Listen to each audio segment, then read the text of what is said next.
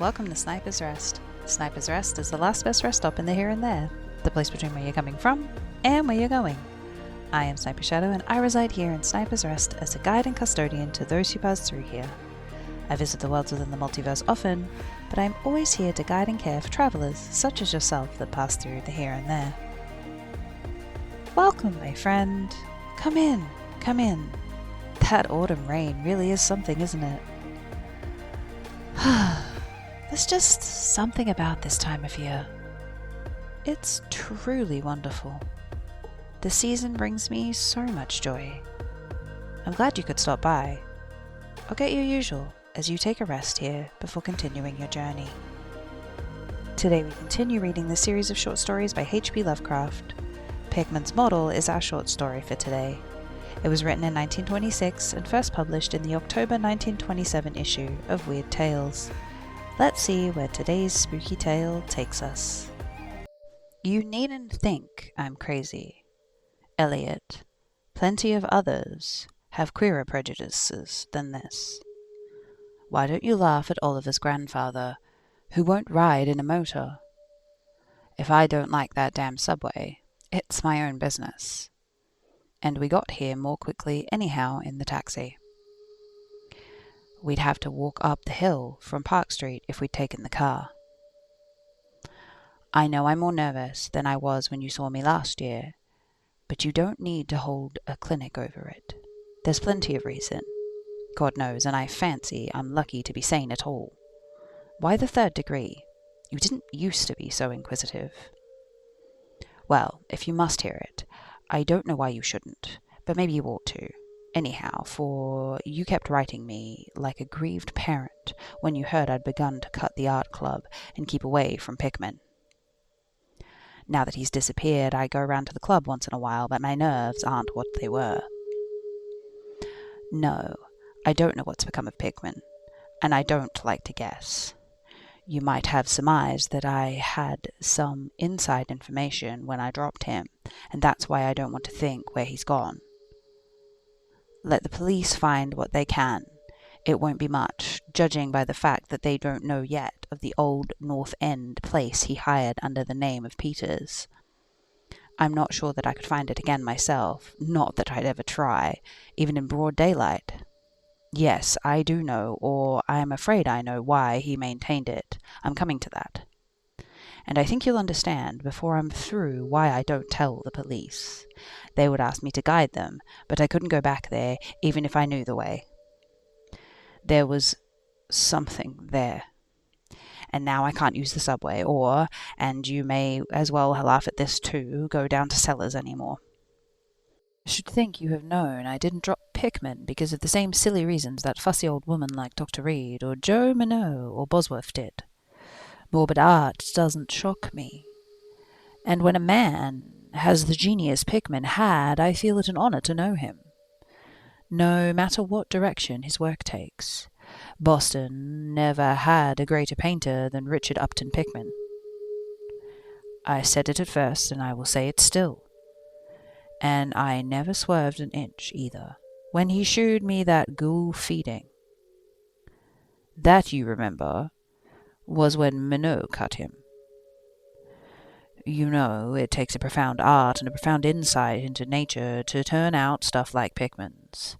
Any magazine cover hack can splash paint around wildly and call it a nightmare, or a witch's sabbath, or a portrait of a devil, but only a great painter can make such a thing really scare or ring true.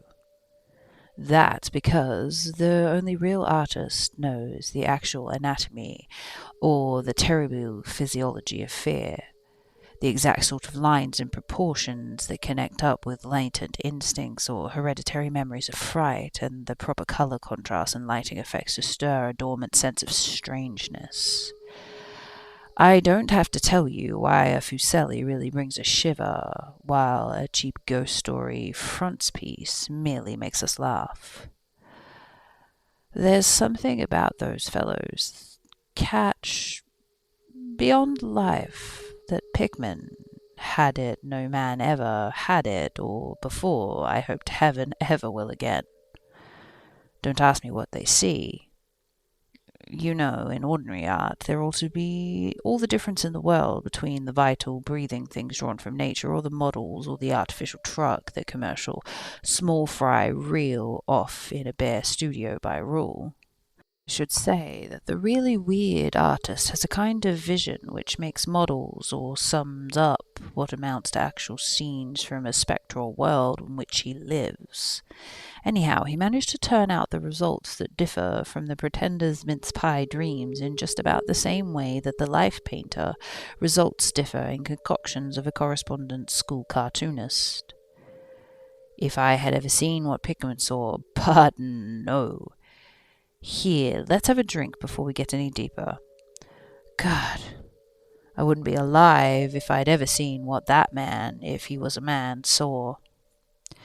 You recall that Pickman's forte was faces. I don't believe anyone since Goya has put so much sheer hell into the set of features or twisted expression.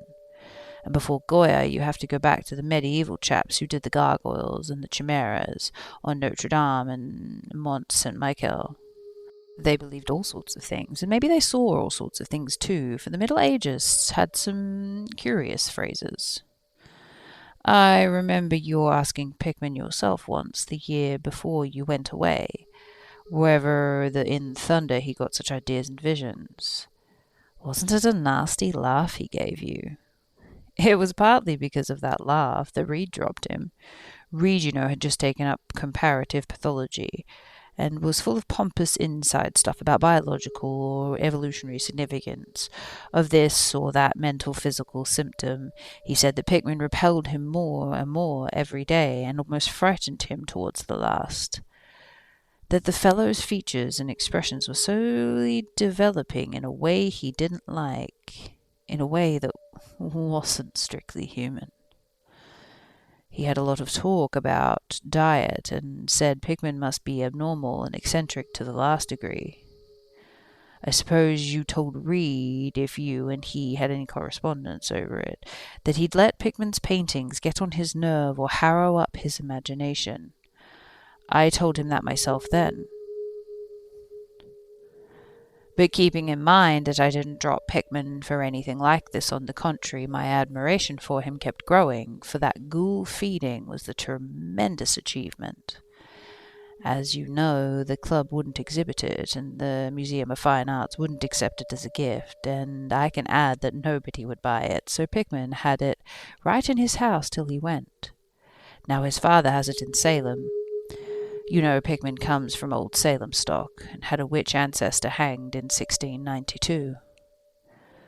I got into the habit of calling Pickman quite often, especially after I began making notes for a monograph on weird art. Probably it was his work which put the idea into my head, and anyhow I found him a mine of data and suggestions when it came to developing it. He shewed me all the paintings and drawings he had about, including some pen and ink sketches that would, I verily believe, have got him kicked out of the club if many of the members had seen them. Before long, I was pretty nearly a devotee, and would listen to him for hours like a schoolboy to art theories and philosophic speculations wild enough to qualify him in the Danvers Asylum. My hero worship, coupled with the fact that people generally were commencing to have less and less to do with him, made him get very confidential with me, and one evening he hinted that if I were fairly close-mouthed and none too squeamish, he might shew me something rather unusual, something a bit stronger than anything he had in the house. He said, there are things that won't do for Newberry Street. Things that are out of place here, and that can't be conceived here anyhow. It's my business to catch the overtone of the soul, and you won't find those in a Panouve set of artificial streets on made land. Back Bay isn't Boston. It isn't anything yet, because it's had no time to pick up memories and attract local spirits. If there are any ghosts here, they're the tame ghosts of Salt Marsh and Jello Cove, and I want human ghosts. the ghosts of beings highly organized enough to have looked on hell and known the meaning of what they saw. The place for an artist to live is North End. If any aesthetic was sincere, he'd put up with the slums for the sake of the messed traditions. God, man, don't you realize that places like that weren't merely made, but actually grew?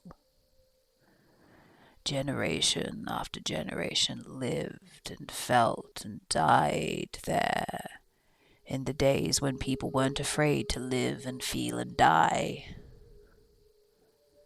Don't you know there was a mill on Coop's Hill in 1632, and half the present streets were laid out by 1650.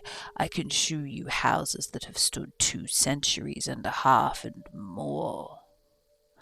Houses that have witnessed what you would make a modern house crumble into powder. What do modern know of life and the forces behind it? You can call the Salem witchcraft a delusion, but I'll wager my 4 times great-grandmother could have told you things. They hanged her on Gallows Hill with Cotton Mather looking sacrimoniously on. Mather, damn him, was afraid somebody might succeed in kicking free of this accursed cage of monotony. I wish someone had laid a spell on him or sucked his blood in the night. I can shew you a house he lived in. I can shew you another that he was afraid to enter in spite of all his fine, bold talk. He knew things he didn't dare put into the stupid Magnella or the puerile wonders of the invisible world. Look here. Do you know the whole North End once had a set of tunnels that kept certain people in touch with each other's houses, and the burying ground and the sea? Let them prosecute and persecute above ground. Things went on every day that they couldn't reach. The voices laughed at night that they couldn't place. Why, man, out of 10 surviving houses built before 1700 and not moved since, I'll wager in that 8 I can shew you something queer in the cellar. There's hardly a month that you don't read workmen finding bricked-up arches and wells leading nowhere in this place or that old place. And as it comes down, you could see one near Henchman Street from the elevated last year. They were witches, and what their spells summoned. Pirates, and what they brought in from the sea. Smugglers, privateers, and I tell you, people knew how to live, and how to enlarge the bounds of life in the old times. It wasn't the only world a bold and wise man could know. And today, in contrast, with such a pale pink brain, and even a club of supposed artists get shudders and convulsions if a picture goes beyond the feeling of a Beacon Street tea table. The only saving grace of the present is that it's too damned stupid to question the past very closely. What do maps and records and guidebooks really tell of the North End? Pah! At a guess, I'll guarantee that they lead you to 30 or 40 alleyways and networks of alleyways north of Prince Street that aren't suspected by 10 living beings being outside of foreigners that swarm them. And what do those people know of their meaning?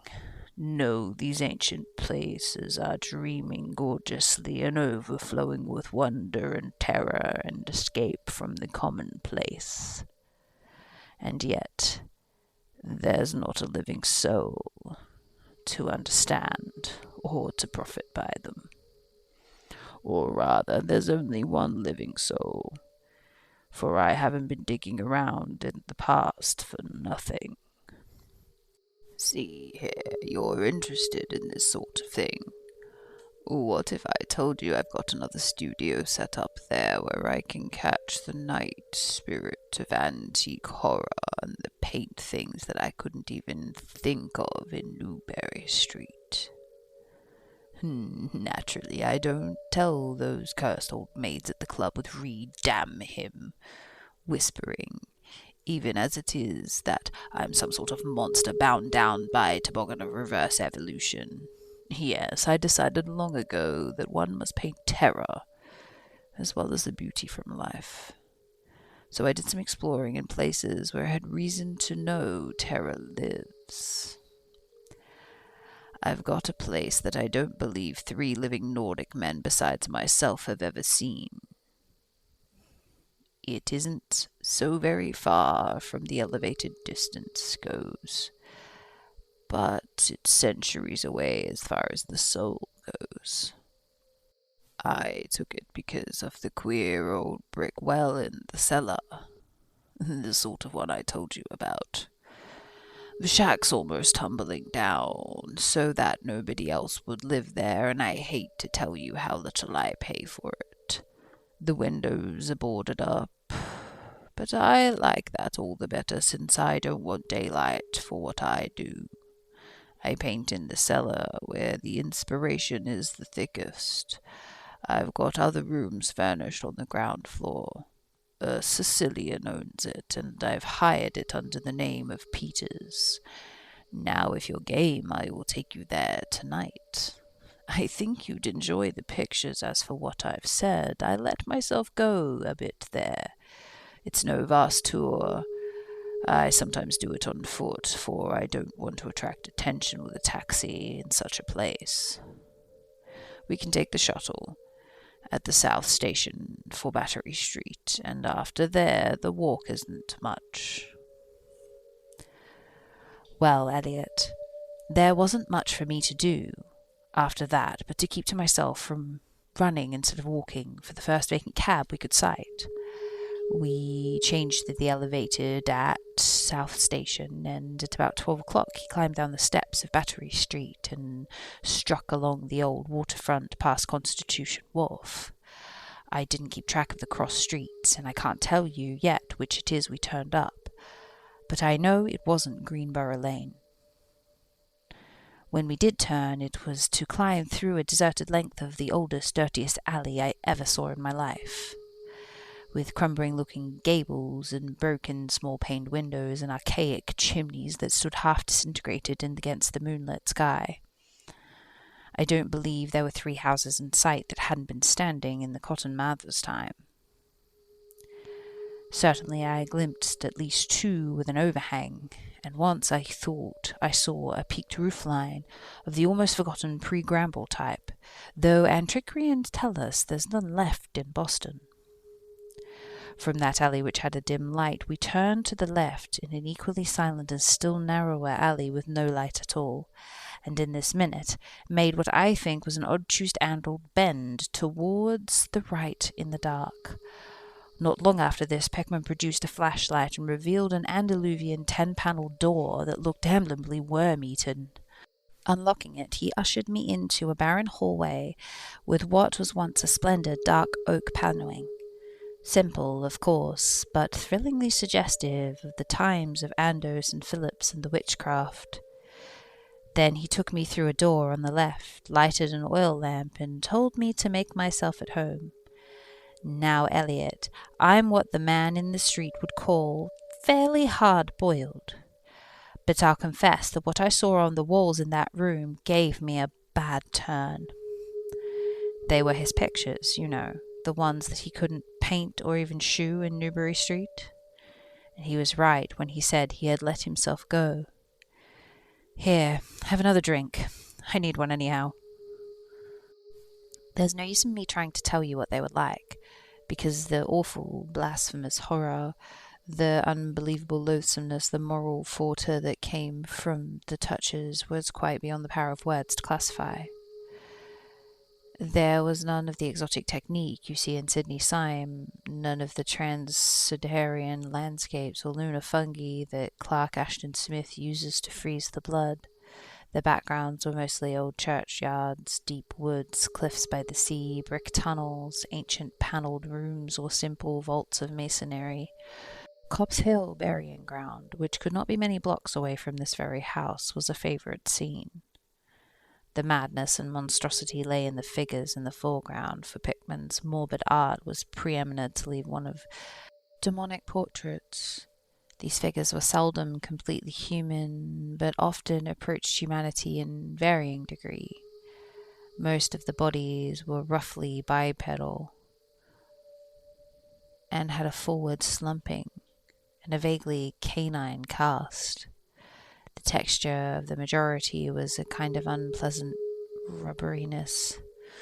Ugh, I can see them now. Their occupations, well, don't ask me to be too precise. They were usually feeding. I won't say on what.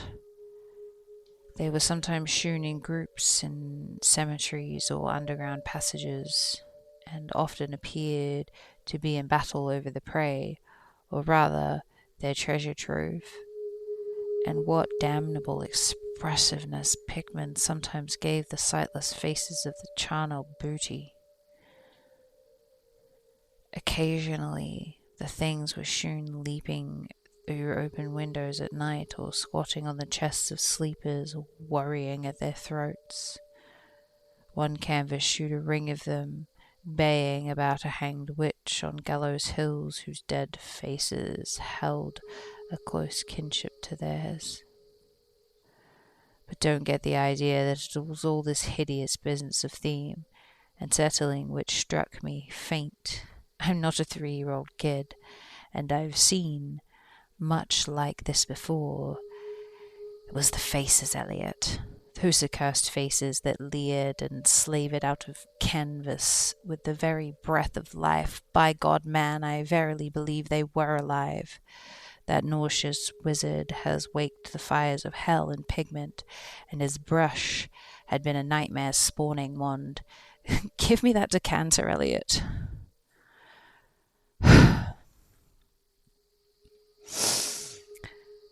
There was one thing called the lesson. Heaven pity me that I ever saw it. Listen. Can you fancy a squatting circle of nameless, like dog things in a churchyard teaching a small child how to feed like themselves? The price of a changeling, I suppose. You know the old myth about how the weird people leave their spawn in cradles in exchange for the human babies they steal. Pickman was showing what happens to those stolen babes, how they grow up. And then I began to see a hideous relationship with the faces of the human and non-human figures. He was, in all his gradations of morbidity between frankly non-human and the degradedly human, establishing a sardonic linkage in evolution. The dog things were developed from mortals. And I no soon wondered what he made of their young as left with mankind with the form of changelings than my eye caught a picture embodying the very thought. It was that of an ancient Perusian interior, a heavily beamed room with lattice windows, a settle, and a clumsy 7th century furniture, with a family sitting about while the father read from scriptures. Every face was one shewed nobility and reverence, but one reflected the mockery of the pit. It was of that of a young man in years, no doubt, belonged to a supposed son of that piteous father, but in essence it was the kin of the unclean things. It was their changeling, and in spirit of supreme irony, Pickman had given the features a very perceptible resemblance to his own. By this time Pickman had lighted a lamp in the adjoining room and was politely holding open the door for me, asking me if I would care to see his modern studies. I hadn't been able to give him much of my opinions. I was too speechless with fright and loathing. But I think he fully understood and felt highly complimented. And now I want to assure you again, Elliot, that I am no mollycoddle to scream at anything which shews a bit of departure from the usual. I'm middle-aged and decently sophisticated, and I guess you saw enough of me in France to know I'm not easily knocked out. Remember, too, that I'd just about recovered my wind and gotten those frightful pictures which turned a colonial New England into a kind of annex of hell. Well, in spite of all this, that next room forced a real scream out of me, and I had to clutch the doorway to keep me from keeling over. The other chamber had shewn a pack of ghouls and witches overrunning the world of our forefathers, but this one brought the horror into our daily life. God, how that man could paint! There was a study called the Subway Incident, in which a flock of the vile things were clambering up from some unknown catacomb through a crack in the floor of the Boylston Street subway, and attacking a crowd of people on the platform. Another shewed a dance on Coop's Hill among the tombs with the background of today. Then there were any number of cellar views, with monsters creeping through holes and rifts in the masonry and grinning as they squatted behind barrels or furnaces and waited for their first victim to descend the stairs. One disgusting canvas seemed to depict a vast cross-section of Beacon Hill with ant-like armies of metamorphic monsters squeezing themselves through burrows that honeycombed in the ground. Dances in the modern cemetery were freely pictured, and another conception somehow shocked me more than all the rest.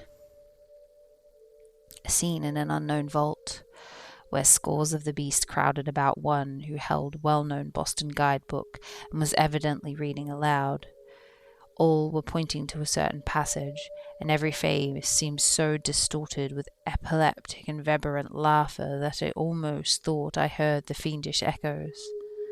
The title was pictured: Holmes, Lowell, and Longfellow lie buried in Mount Auburn. As I gradually steadied myself and got readjusted to the second room of delivery and morbidity, I began to analyze some of the points in my sickening loathing. In the first place, I said to myself that these things repelled me because of the utter inhumanity and callous cruelty which they showed in Pickman. The fellow must be a relentless enemy to all mankind to take such glee in the torture of the brain and the flesh and the degradation of the moral tenement. The second place, they were terrified because of the very greatness. Their art, and the art that convinced. When we saw the pictures, we saw the demons themselves and were afraid of them. And the queer part was that Pickman got none of his power from the use of selectiveness or bizarre. Nothing was blurred or distorted or conventionalized. Outlines were sharp and lifelike, and details were almost painfully defined. And the faces... oh God, the faces.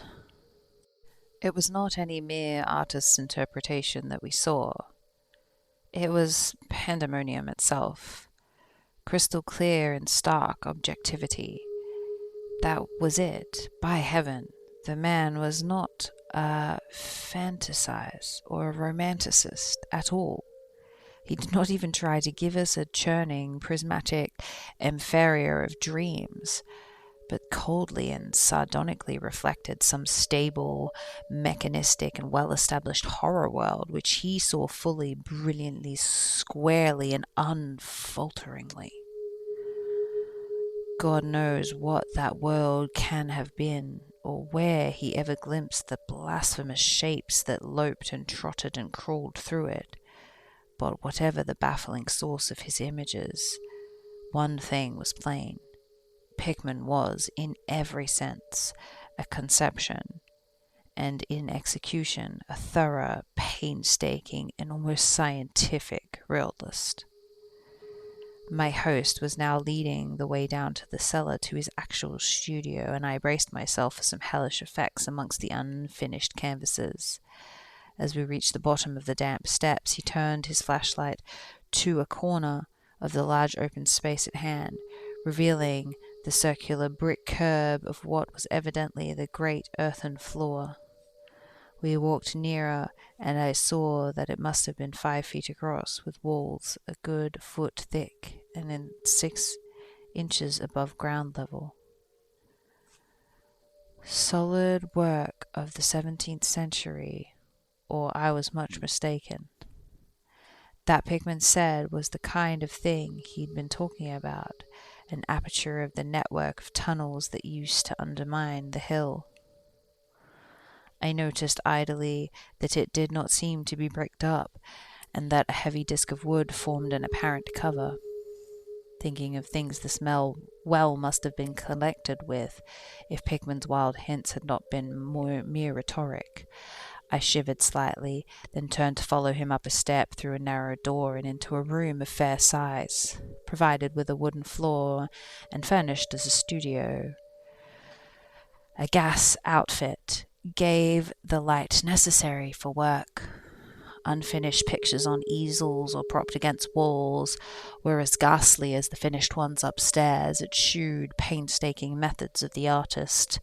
The scenes were blocked out with extreme care. Penciled guidelines told of the minute exactitude in which Pickman was getting the right perspective and proportions. The man was great. I say it even now, knowing as much as I do. A large camera on a table excited my notice, and Pickman told me that he used it in taking scenes for the backgrounds, so that he might paint them from photographs in the studio instead of carting his outfit around town for this or that view. He thought a photograph quite as good as an actual scene or model for sustained work, and declared he employed them regularly. There was something very disturbing about the nauseous sketches and the half-finished monstrosities that leered around from every side of the room, and when Pickman suddenly unveiled a huge canvas on the side, away from the light, I could not for the life of me keep back a loud scream. The second I had emitted that night. It echoed through the dim vaultings of that ancient and nitrous cellar.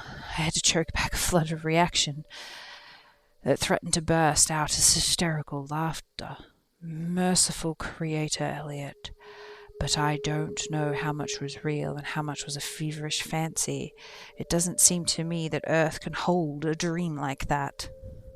It was a colossal, nameless blasphemy with glaring red eyes, and it held in its bony claws a thing that had been a man, gnawing at the head like a child nibbles at a stick of candy. Its position was kind of a crouch, and as one looked, it felt as if at any moment it might drop its present prey and seek a juicier morsel.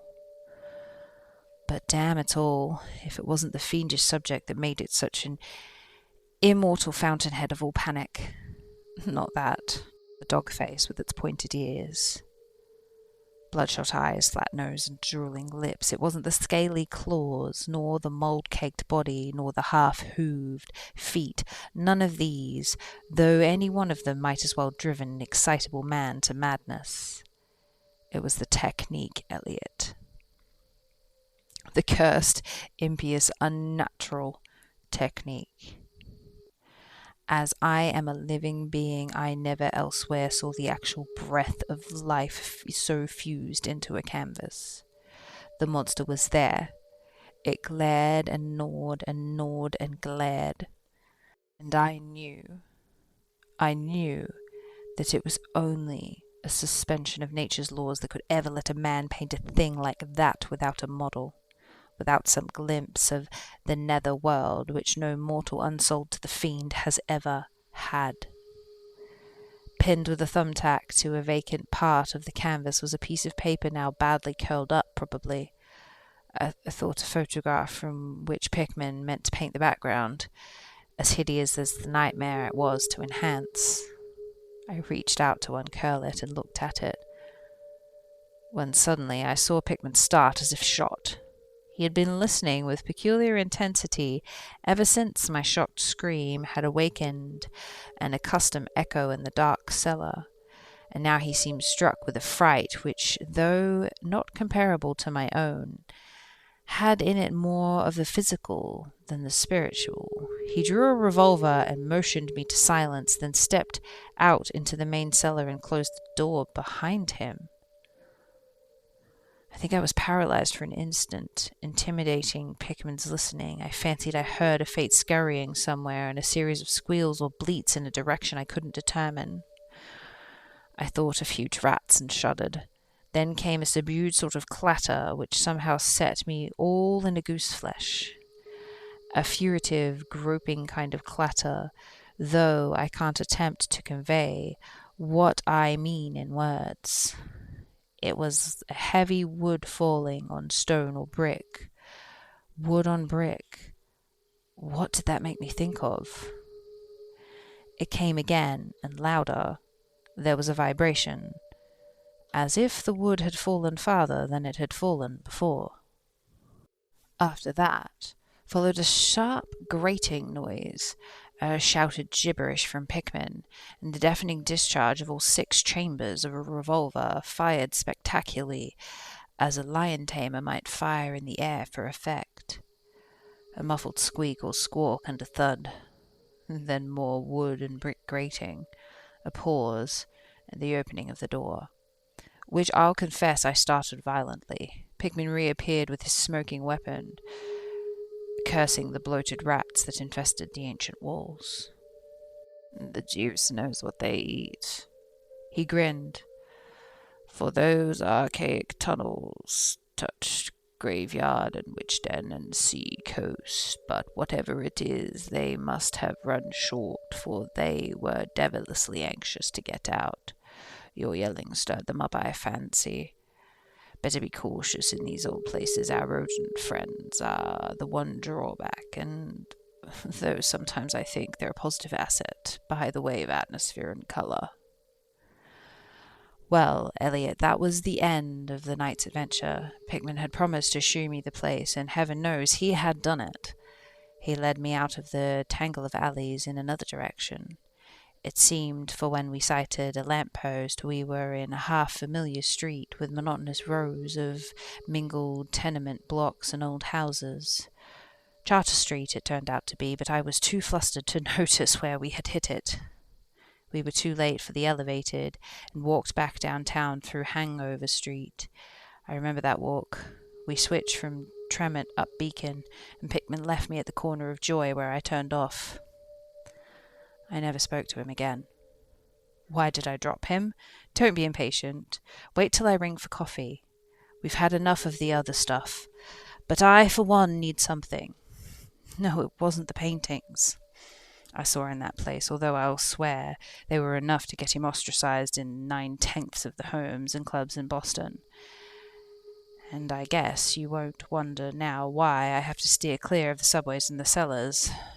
It was something I found in the coat the next morning. You know, the curled-up paper tacked to the frightful canvas in the cellar, the thing I thought was a photograph of some scene he had meant to use as background for that monster. That last scare had come up while I was reaching out to uncurl it. As it seems, I vacantly crumpled it into my pocket. But here's the coffee. Take it black, Elliot, if you're wise. Yes, the paper was the reason I dropped Pickman.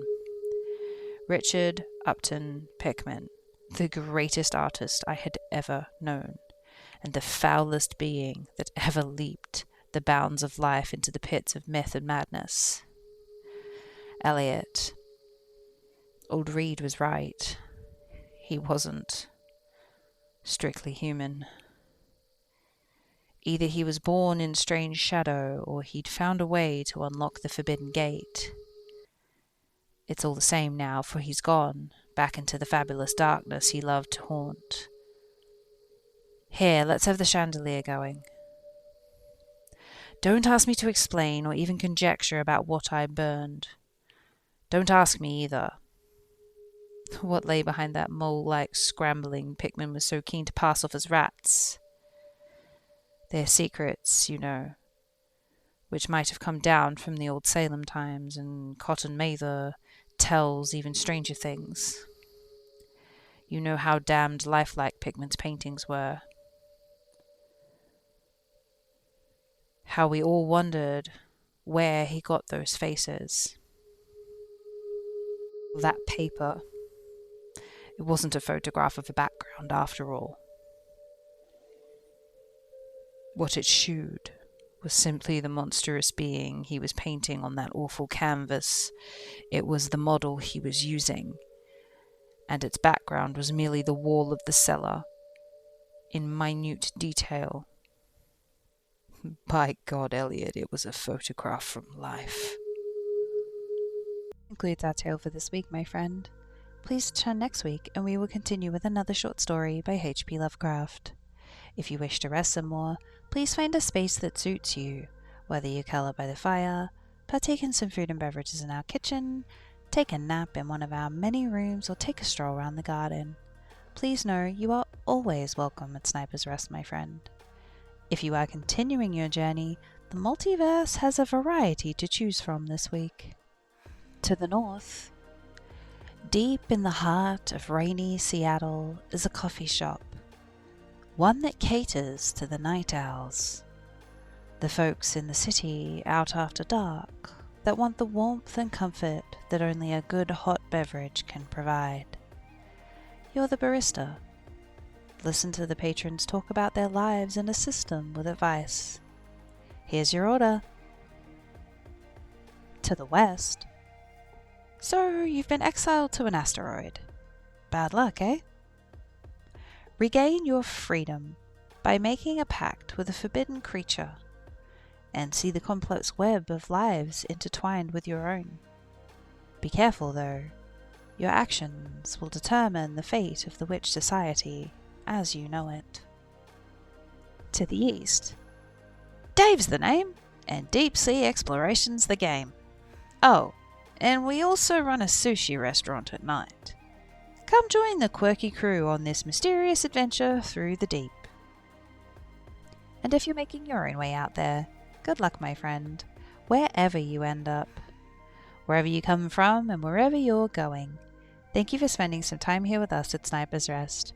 Remember to take care of yourself, be kind to others, hydrate, take a moment to look out into the world and marvel at how incredible it all is. How incredible you are, friend. Until next time, please take care on your way.